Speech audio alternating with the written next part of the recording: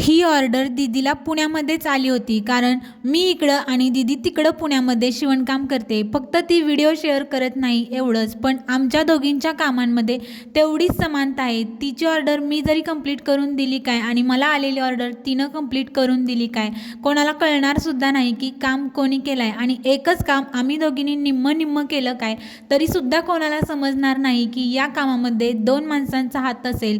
एवढं फिनिशिंग आमचं same same आहे, कारण आम्ही दोघी शिकताना एकत्रच एकाच ठिकाणी शिकलो होतो. त्यामुळेच आमच्या कामामध्ये तेवढी समानता आली होती.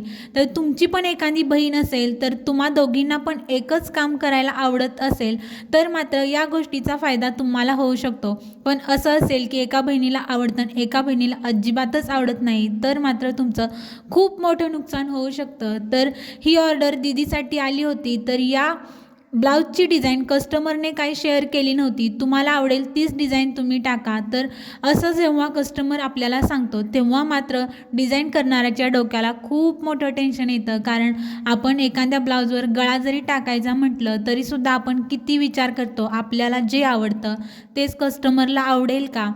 या गोष्टीचा विचार प्रत्येक बिझनेसमॅननं केलाच पाहिजे. कारण जे आपल्याला आवडतं तेच पुढच्या माणसाला आवडतं असं कधीच होत नाही. घराघरातसुद्धा वेगळ्या वेगळ्या आवडीनिवडी असतात आणि हा तर बाहेरचा कस्टमर असतो.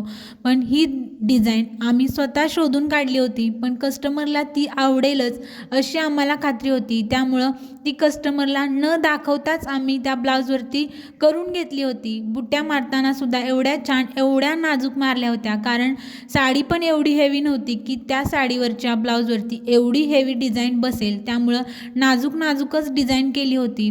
पण ही डिझाईन करताना खूप वेळ गेला, कारण बुट्ट्या मारायला सगळ्यात जास्त वेळ जातो आणि जेवढी नाजूक बुट्टी असेल तेवढाच नाजूक हाताने काम करावा लागतो.